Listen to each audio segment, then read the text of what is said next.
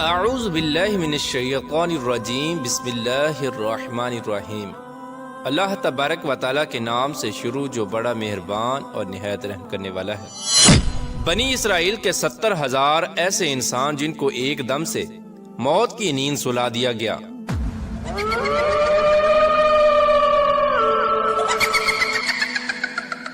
ان 70,000 انسانوں نے کون سا ایسا گناہ کیا تھا جس کی وجہ سے ان کو مردہ بنا دیا گیا؟ یہ لوگ کون تھے اور پھر اللہ تبارک و تعالیٰ نے ان کو دوبارہ زندہ کیوں کیا؟ اور یہ لوگ کتنی دیر تک موت کی نیند سوتے رہے؟ جب ان لوگوں کو دوبارہ زندہ کیا گیا تو یہ لوگ جو بھی کپڑا پہنتے وہ کفن کیوں بن جاتا؟ اور ان 70,000 لوگوں میں سے جلے ہوئے مردے کی بدبو کیوں آتی تھی؟ اور کیا آج کے دور میں بھی ان کی نسل موجود ہے؟ اور کیا آج کے دور میں بھی ان سے جلے ہوئے مردے کی بدبو آتی ہے؟ پیارے دوستو، ان تمام تر سوالات کے جوابات قرآن و حدیث کی روشنی میں آج کی اس ویڈیو میں ہم آپ کو بتائیں گے، لہٰذا آپ سے گزارش ہے کہ ہماری اس ویڈیو کو اینڈ تک ضرور دیکھیے گا۔ پیارے دوستو، اس قوم کا واقعہ انتہائی نصیحت امیز واقعہ ہے جس کو اللہ تبارک و تعالیٰ نے قرآن پاک کی سورہ بقرہ کے اندر بیان فرمایا ہے۔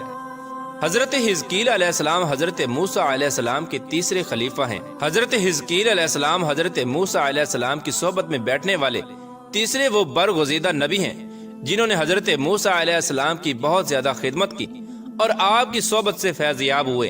یہی وجہ تھی کہ حضرت موسیٰ علیہ السلام کی خدمت کی وجہ سے اللہ تبارک و تعالیٰ نے حضرت حزقیل علیہ السلام کو منصب نبوت پر فائز فرمایا۔ حضرت حزقیل علیہ السلام کا لقب ابن العجوز ہے اور آپ کو ذوالکفل بھی کہا جاتا ہے۔ حضرت حزقیل علیہ السلام اس عمر میں پیدا ہوئے جس عمر میں آپ کی والدہ محترمہ بہت بوڑھی ہو چکی تھی، اسی وجہ سے آپ کو ابن العجوز یعنی بڑھیا کے بیٹے کہا جاتا ہے۔ اور حضرت حزقیل علیہ السلام نے 70 انبیاء کرام کو اپنی کفالت میں لے کر ان کو قتل سے بچایا تھا جن کے قتل پر یہودی تلے ہوئے تھے، اسی وجہ سے آپ کو ذوالکفل بھی کہا جاتا ہے۔ اور آپ کو بھی اللہ تبارک و تعالیٰ نے قتل ہونے سے محفوظ رکھا اور آپ برسوں زندہ رہ کر دین کی خدمت کرتے رہے اور اللہ تبارک و تعالیٰ کا پیغام دنیا تک پہنچاتے رہے۔ پیارے دوستو، اب بات کرتے ہیں ان 70,000 افراد کی جن کو موت کی نیند سلا دیا گیا اور پھر اس کے بعد اللہ تبارک و تعالیٰ کے حکم سے ان کو کیوں زندہ کیا گیا۔ پیارے دوستو، یہ 70,000 بنی اسرائیل کے لوگ حضرت حزقیل علیہ السلام کی قوم میں سے تھے۔ یہ لوگ حضرت حزقیل علیہ السلام کے شہر میں آباد تھے اور اس شہر کے اندر طاعون کی بیماری پھیل گئی تھی۔ پیارے دوستو، اس وبا کے پھیل جانے کی وجہ سے ان لوگوں پر موت کا خوف سوار ہو گیا۔ یہ تمام لوگ موت کے ڈر سے اور موت سے بچنے کے لیے اس شہر کو چھوڑ کر ایک جنگل کی طرف بھاگ گئے اور اسی جنگل میں چھپ کر اپنی زندگی گزارنے لگے۔ تو اللہ تبارک و تعالیٰ کو ان لوگوں کی یہ حرکت سخت ناپسند آئی، چنانچہ اللہ تبارک و تعالیٰ نے عذاب دینے والے ایک فرشتے کو اس جنگل کی طرف بھیجا۔ چنانچہ اللہ تبارک و تعالیٰ کے حکم کے مطابق وہ فرشتہ اس جنگل کی طرف آیا اور ایک پہاڑ کی آڑ میں چھپ کر ایک زوردار اور خوفناک چیخ ماری اور یہ الفاظ کہے کہ موتو یعنی تمام لوگ مر جاؤ۔ چنانچہ اللہ تبارک و تعالیٰ کے حکم سے وہ تمام کے تمام 70,000 انسان ایک دم سے موت کی نیند سو گئے۔ پیارے دوستو، ان 70,000 انسانوں پر یہ موت بغیر کسی بیماری کے ایک دم سے اچانک واقع ہوئی تھی۔ پیارے دوستو، ان مرنے والے 70,000 انسانوں کی تعداد اتنی زیادہ تھی کہ لوگ ان کے کفن دفن کا انتظام بھی نہ کر سکتے تھے، اور یہ لوگ 8 دن تک موت کی نیند سوتے رہے، یہاں تک کہ ان کی لاشیں سڑنے اور گلنے لگیں اور ان لاشوں میں سے بے انتہا تعفن اور بدبو آنے لگی، یہاں تک کہ وہ بدبو اس کے اطراف میں اور پورے شہر کے اندر پھیل گئی۔ چنانچہ کچھ لوگوں نے ان پر رحم کھاتے ہوئے ان کے چاروں اطراف میں ایک بڑی دیوار کھڑی کر دی تاکہ ان کی لاشیں درندوں سے محفوظ رہیں۔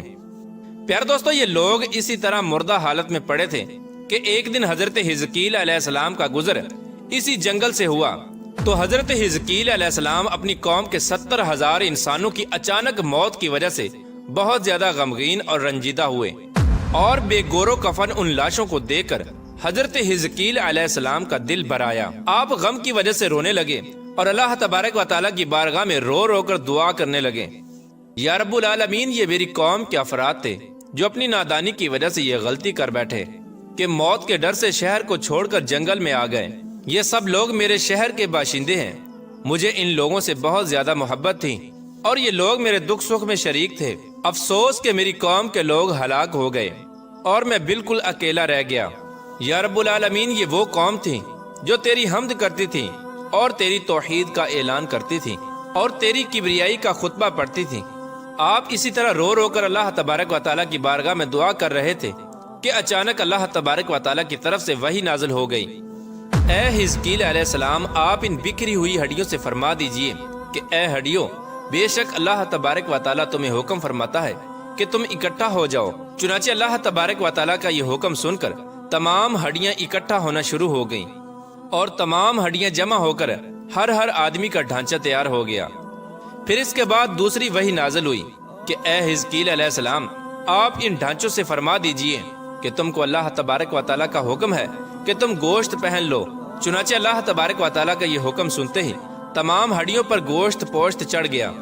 پھر اس کے بعد تیسری وحی نازل ہوئی جس کے اندر اللہ تبارک و تعالیٰ نے حکم ارشاد فرمایا کہ اے حزقیل علیہ السلام، آپ ان مردوں سے کہہ دیجئے کہ اللہ تبارک و تعالیٰ کے حکم سے اٹھ کھڑے ہو۔ چنانچہ حضرت حزقیل علیہ السلام نے اللہ تبارک و تعالیٰ کا یہ حکم پاتے ہی ان ہڈیوں کو یہ حکم دیا کہ اللہ تبارک و تعالیٰ کے حکم سے اٹھ کھڑے ہو۔ چنانچہ حضرت حزقیل علیہ السلام کا یہ حکم پاتے ہی تمام کے تمام 70,000 مردے یہ پڑھتے ہوئے اٹھ کھڑے ہوئے کہ سبحانک اللہم و بحمدک لا الہ الا انت۔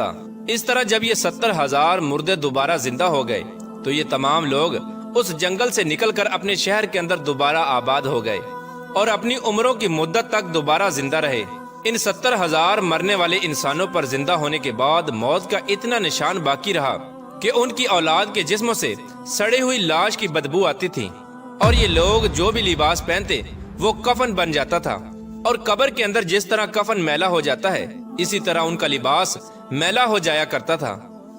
چنانچہ یہ اثرات آج تک ان یہودیوں کی نسل میں پائے جاتے ہیں جو ان مرنے والے 70,000 انسانوں کی نسل میں سے ہیں، اور آج بھی ان یہودیوں کے جسموں سے سڑے ہوئے مردے کی بدبو آتی ہے۔ پیارے دوستو، اس عجیب و غریب واقعے کو اللہ تبارک و تعالیٰ قرآن پاک کی سورہ بقرہ میں یوں بیان فرماتا ہے: اے محبوب، آپ نے نہ دیکھا تھا انہیں جو اپنے گھروں سے نکلے اور وہ ہزاروں کی تعداد میں تھے موت کے ڈر سے، تو اللہ تبارک و تعالیٰ نے انہیں حکم ارشاد فرمایا کہ مر جاؤ، پھر انہیں دوبارہ زندہ فرما دیا۔ بے شک اللہ تبارک و تعالیٰ لوگوں پر فضل کرنے والا ہے، مگر اکثر لوگ ناشکرے ہیں۔